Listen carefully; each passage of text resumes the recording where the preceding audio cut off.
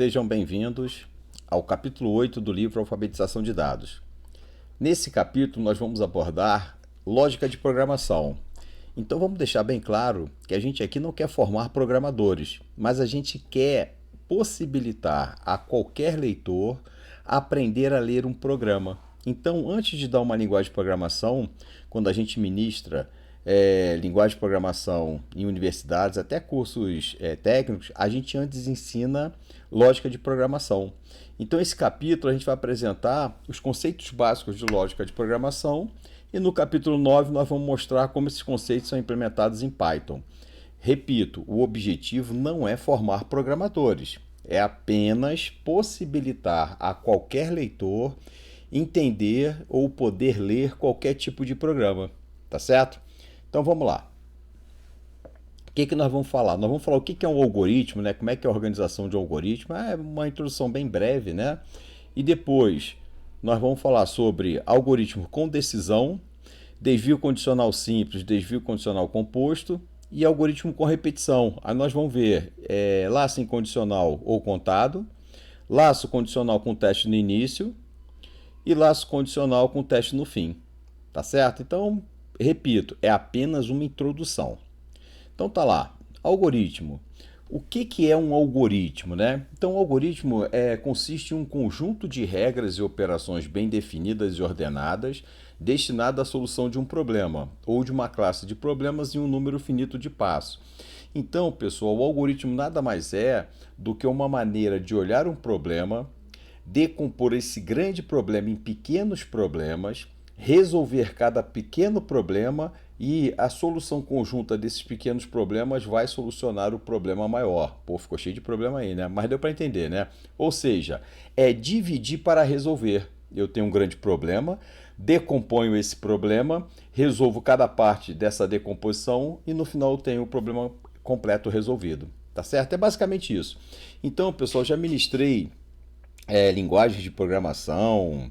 Na UNB tinha a disciplina que eu ministrava, que era programação de algoritmos de computadores, e eu percebia que o problema da garotada em aprender linguagem de programação, é incrível que pareça, tá? Eram alunos de computação e era uma disciplina que reprovava muito, tá? Não sei como é que tá agora, né?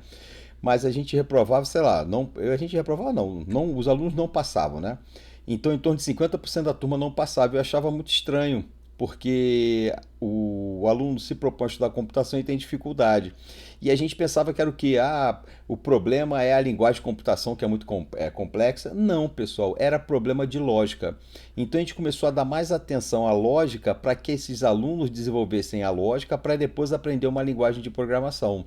Tá legal? Essa era a filosofia da disciplina. Quando eu entrei lá, o coordenador já tinha estabelecido isso, que primeiro aprendia-se a lógica de programação e depois se preocupava com alguma linguagem. Tá certo? Então, a lógica é fundamental. Entendeu lógica de programação, vocês vão aprender qualquer linguagem de programação. Aí é só um problema de sintaxe. Desenvolveu a lógica, você já sabe programar, aí você vai aprender uma sintaxe e vai colocar aquela lógica dentro daquela sintaxe. Tá legal? Então, continuando. Os algoritmos são criados para automatizar procedimentos repetitivos. Aí você vai falar, mas inteligência artificial não tem isso. Sim, a gente está falando de algoritmos convencionais. Lá no capítulo 10 a gente vai falar sobre ciência de dados e a gente vai explicar a diferença entre algoritmos convencionais e algoritmos utilizados em ciência de dados. Tá legal? A gente vai dar uma noção sobre essa diferença, né? Então tá lá. De forma genérica, podemos afirmar que as ações de um algoritmo são, né? Então vai ter entrada de dados, né? Vai ter processamento de dados, vai ter a saída de dados. Então, exemplo prático, o processamento de um contra-cheque. Qualquer empresa, esse processamento já está automatizado. Então, quais são as entradas? Sei lá, tempo de serviço, no caso da UNB, titulação, o nível do professor, né? Se é adjunto, se é associado e assim por diante. O processamento, ele vai atribuir um valor para cada item desse, né? Tempo de serviço recebe tanto por ano, não sei o que lá, e após ele fazer esse processamento de dados, ele vai apresentar a saída que seria o salário, né, do professor, que é o salário bruto, mais os descontos e o salário líquido, tá certo? É basicamente isso, são essas três partes que qualquer programa vai ter, beleza?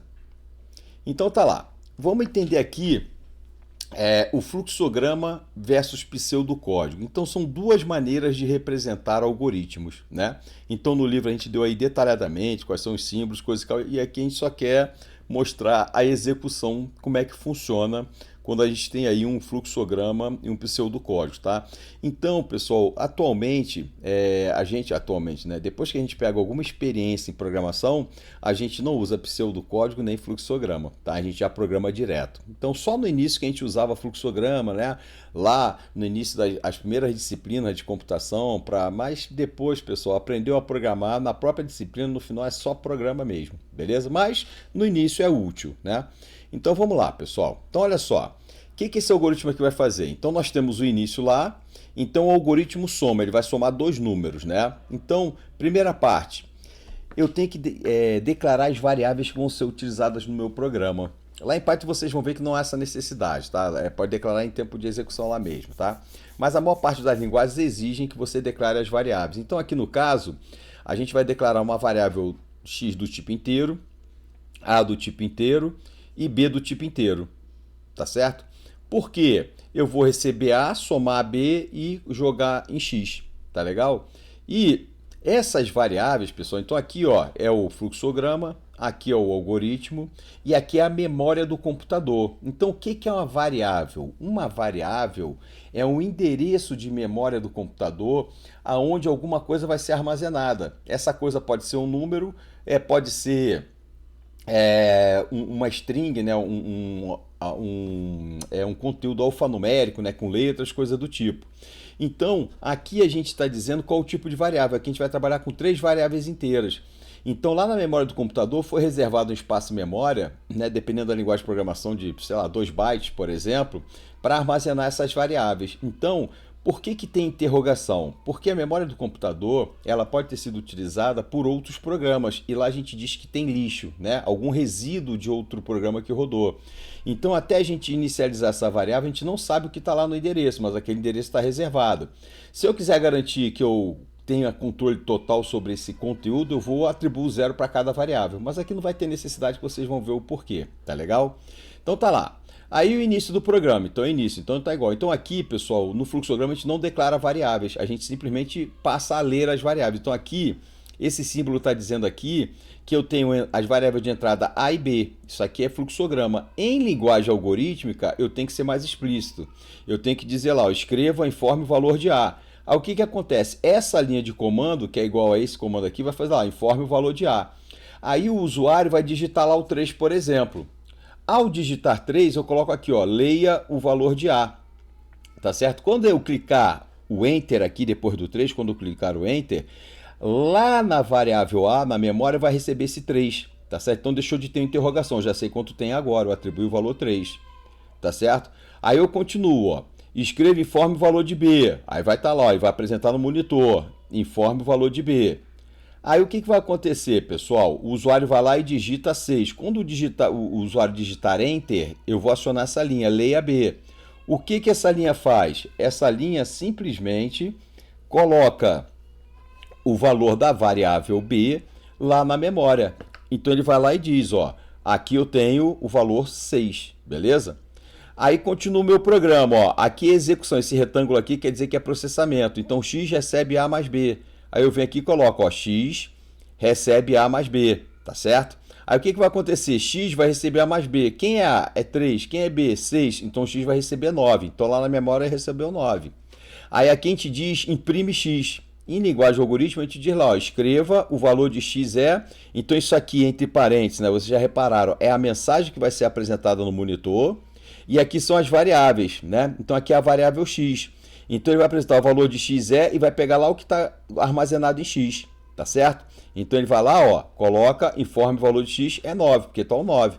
Aí aqui eu encerro o meu programa, encerro o meu algoritmo e encerrei a execução, tá certo?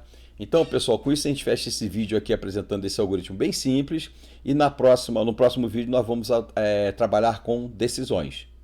Até lá!